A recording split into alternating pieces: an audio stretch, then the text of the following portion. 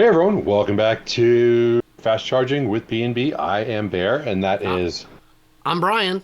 yes. And we are back for our next episode of which company is going to be doomed. And today we are focusing on Vinfast, and we're going to give you our opinion on whether they're going to make it or not, and get into a little bit of their details of what they've got going on. So, Brian, you want to take the lead there? Sure. So let's talk first about the engineering. Have you seen one in person? Nope, sure haven't. Have I you? have. I have. I saw one at the either Fully Charged or the LA Auto Show. I think it was at Fully Charged they had one. And they're nice. They look every bit like you would expect from a new car. They're loaded with technology. I think the styling is good inside and out. In terms of the engineering, it's tough to go into too much detail because we don't, nobody's gotten to take one apart. I know Kyle from Out of Spec Motoring has gotten to drive one, and he was very much not impressed with how it rode and drove, and the range appeared to be inadequate.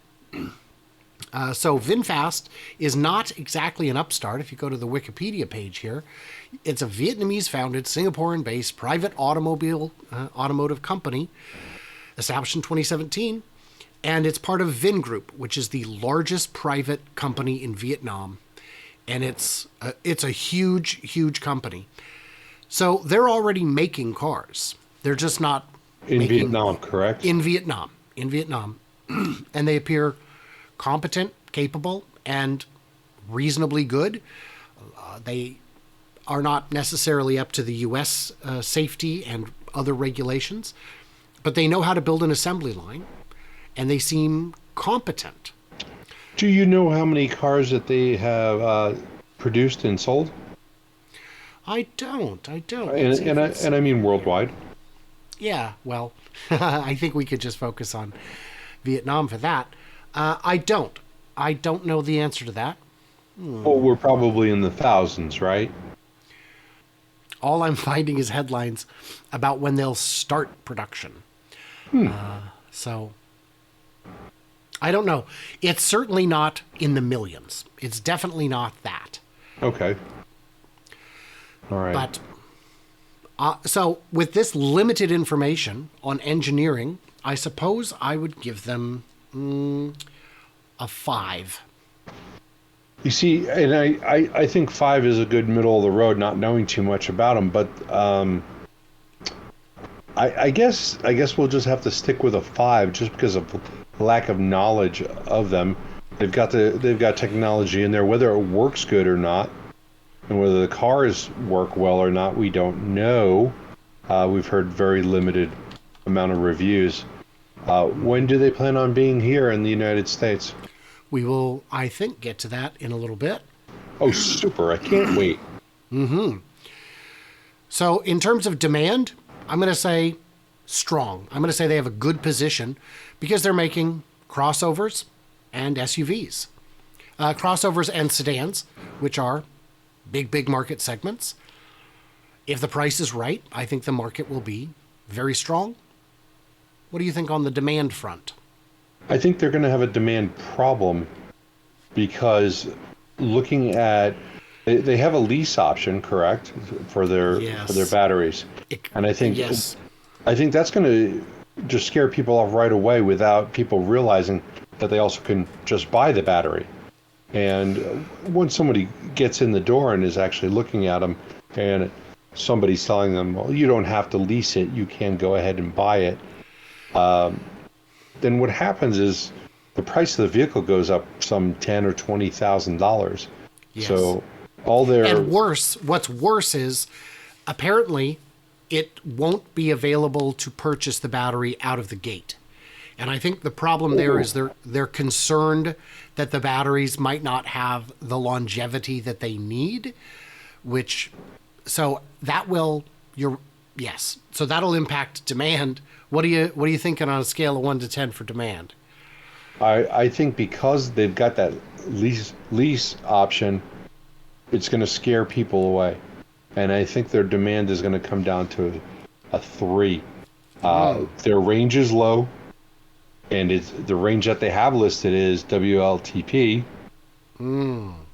which means it's even less than what it actually says. I mean, you got the VF9 7-passenger starting at $83,000, and that's probably, these numbers are not at with purchasing the battery. That's with leasing the battery. So That's shocking. You Yeah. convinced me. I was going to say 5 until we talked about the leasing, and then I was going to say 4, but you convinced me. I'm going to join you at 3. Now we're going to talk about cost control. So the next one here is VinFast aims to be profitable within 3 years, but that's not great. And that was less than a year. That was about 6 months ago they said that. And if VinFast is already selling cars and they're still losing money and they're trying to IPO to raise more money, that does not bode well for their cost controls. I don't think 3 years is a awful timeline to be profitable. I know of another company that took 10 years to become profitable, and now they're just a cash machine. I don't remember the name, but I think it starts with a T. So Yeah. I don't. Tata. Yeah, Tata. Tatas are always profitable, and especially when they're going up. I love the picture of the VF8 on here in the beautiful. green. It's a very nice looking vehicle, but I think they're going to shoot themselves in the foot with this idea of leasing. I don't know if businesses realize that consumers do not like subscribing to 1,000 different things, and that's essentially what this is. It's getting very exhausting. It's out there everywhere. Everything is a subscription. Keeping track of them is annoying at best and burdensome at worst. Maybe, I don't know. But I don't want to do something like that. I would not buy into this IPO only because of the leasing option. I think that's going to scare so many people away. Yeah. And remember, we're talking about leasing the battery, not the car. Right. You pay for the car. I would not be willing to do that. So for cost controls, this is not talking about the budget. This is talking about whether or not they can build it at a profit generally. If they're aiming to be profitable within 3 years, I think based on how early it is, they don't know if that's a realistic goal. So I would be inclined to give them just a 5. Middle of the road, not good, but not by any means the worst we've seen. Which category is this? This is cost control. Cost controls. Okay. I don't have enough information. I don't think the 3 years is that bad. So I don't think it's realistic though. Yeah, but I don't know how much money they have on hand. Oh, either. that's the next category. We'll get to that. Okay. So cost control, what are you giving them? Well, I'm gonna have to stay middle of the road on a 5. All right. Boy, we are matching across the board here. So the next tab you will see, VinFast founder has stopped putting his own money into the company. He has no plans yet to further personally invest in it. And they were hoping to do an IPO last year, but the market did not perform as well as the environment was not ideal for an IPO. He has a net worth himself of about $4 billion, and that's tough. That's tough. VinFast owners and lenders have already invested about $7.5 billion to fund its operating expenses and capital expenditures. And they are losing money, $1.3 billion in 2021 and $1.5 billion in the first 3 quarters of 2022. So yeah, they are bleeding money also. So maybe their cost controls, maybe 5 is a little bit high. I would disagree. They're not selling the cars that they're putting all the money into yet. We don't quite know how many cars that they've sold, do we? Well, we know they have sold no EVs. Okay. Oh, they have sold. I thought they sold some in Vietnam. I thought they were. No. Those were gas cars. Ah. Gotcha. Yeah. So that's where. Are they not making money on these gas cars? Well, I assume they are, but I assume their production is small enough that it is eclipsed by the expenditures to get the EVs going. Okay. All right. When are we going to get up to the roadmap one? Because I got my answer already on that. Okay, so cash on hand, I'm giving them like I think 1 or 2. I'm going to give them a 2. Just it's a pity. It's a pity number. Yeah, because They're really a 1, but I'm giving them 2 just at a. I'm giving them not a 1 but a 2 because if it comes down to the wire, I do believe the owner will put in more cash rather than watch it evaporate out from under him. And they can always still do an IPO, even Yeah. if the market's bad. Yeah, that's a very good point. Yeah, and then the next tab is VinFast Auto seeks U.S. IPO. This is from last December, but they did postpone it. And I don't need to really go into that article. Nah. The next one is the roadmap. VinFast finally breaks down U.S. pricing to include details on its mandatory battery subscription. And if you scroll down here, the end of the first paragraph, it says a 2-tiered battery subscription that will be mandatory through 2023 at least. So the earliest they would be willing to sell you a car with a battery is apparently 2024. Okay, so there's a lot of numbers on here. And I'm just trying to take that all in. Battery 1, 60,500 for a VF9. Is that including the car or not including the car? Where's that? On Electrek, VinFast finally breaks down the US, blah, blah, blah. There is a chart. Oh, there it is. I had almost gotten to it. Battery 1 and battery 2. Battery IC. I assume that includes the battery price. But there's... But That does not include the car because the VF9 started at $80,000. oh my God. $35 a month for 310 miles and 11 cents for every mile thereafter. Oh What? boy. That is, or 110 a month and 160 a month. And an annual battery fee, 420 minimum, up to $2,000 for an annual battery fee. Come on, man. That's, and I Okay. assume it's That's just the annual battery fee, but if the monthly battery fee, if you drive that, do the math because I'm not doing it. well, that's for But, no, that's for what if people you who don't drive much. But so you get one of these plans, or you get all of these plans? I think you get only one plan. I think the annual battery fixed fee is where the best deal is. But over the course of 10 years, you're paying 13 to 20 grand for your battery. No one's going to do that. That's insane. That's bonkers. Yeah, and I've got a question how this works because I'm a little confused.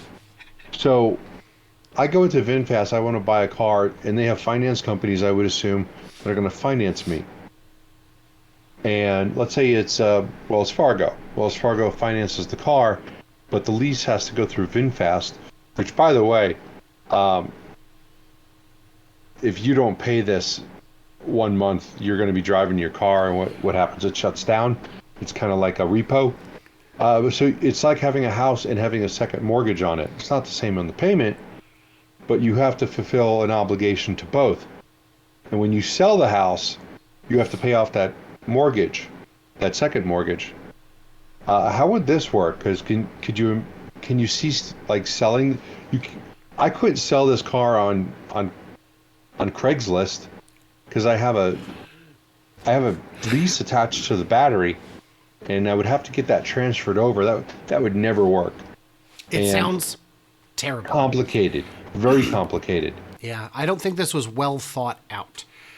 I get it. Everybody wants to get in on the subscription racket, but I think this is the wrong part of the roadmap. And the second part of the roadmap here, yes. No, that's my number for the roadmap. Oh, okay. The other part is Vietnam EV maker VinFast gets permit to start construction on its U.S. factory. $4 billion. Where are you going to get the money? So Wow. You're saying 1 on the roadmap. I'm going to be generous and say 2 on the roadmap. but they've got some headwinds here. This is going to be tough. Without a bang up IPO, I do not see them surviving, and it's a shame. They're lovely cars. They appear reasonably good, but it's an impossible business to get into, and I'm not sure that they're doing it right. Yeah. If NIO ever decides to come to the U.S. with their battery swaps, that's also going to be a problem. And this is another. It's just too different. Us Americans don't like change like this. No. And we're having a hard enough time going from gas to electric because people don't like change. Yeah. So I'm adding up the scores here. And we've got 33. They're 1 point below Lucid. I mean, I stand by it. Yeah. I mean, at least Lucid is already building cars. They are. They just can't find the trucks to deliver them, which is not it. I'm sure that is absolutely the reason that they're struggling. Is because they can't find car haulers. Yeah, that's tough. All right. So on the doom scale, where are you putting VinFast? I mean, we already ranked it lower than Lucid. I'm going to say pretty doomed. I'm going to say pretty doomed also. I don't think that they, with their current business model, that they are going to be able to survive in the United States. Maybe in other countries that would be more open to what they have, but I don't think what they've got going on will work here at all. Yeah, and if you're going to bump the price up by 10, 20,000, probably 20,000 to cover the battery, it's no longer in the price range. No, that's exactly right. And I think it's kind of a bait and switch, because when you have cars that you say start off at, what I don't know what they're saying they start off with. I know that the VF8 is supposed to start at 49,000. So I'd assume the 6 and the 7 would be cheaper. But it almost just seems like getting people in the door. It's a bait and switch, and they find out they have to lease a battery. If I didn't know that and I walked in and that's what I was told, I'd be like, not for me. I'd get up and walk. Not for me. So quick thanks to our patrons who, in my case, get early access, bonus content, all kinds of good stuff. Keep the channel running, quite literally. And do you wish to say anything? I wish to say thank you to my Patreons. I appreciate them. I appreciate all the viewers. My Patreons help me keep me from eating dirt, because if I didn't have the little contributions that I have, I would not be eating ramen. I would be eating dirt. So I appreciate that. So thank you, guys. Very cool. So we will be back tomorrow at the same time with the next installation on this. Should we tell them what it is? It is going to be Nikola. Uh-oh. Dun, dun, dun. Are they doomed or not? JJ will tune in to scream at us, so we'll find out about that. He will. But we welcome him. Harassment and all. Yes. Bear, thank you for your time. Everyone. I will see you tomorrow. And we will welcome you back tomorrow also, Brian. So thank you, everyone. We will see you on the next episode. Bye-bye.